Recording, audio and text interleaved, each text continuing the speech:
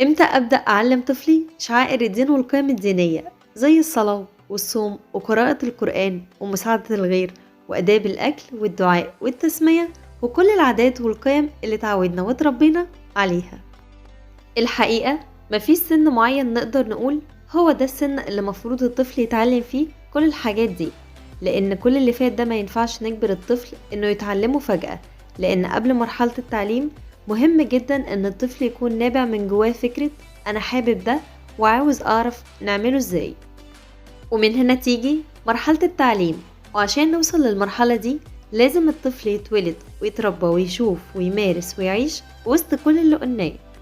وعشان كده الأم والأب هما قدوة أطفالهم هيقلدوهم، فلو هتصلوا روحوا وصلوا قدام الطفل وهو صغير عشان يكبر على كده من غير ما تقولوله صلي، ولو هتقروا قرآن روحوا واقروا قدامهم وادعوا وسموا برضو قدامهم، وخلوهم يشوفوكوا وانتوا بتساعدوا الغير، وخلوهم المرة الجاية هما اللي يساعدوا.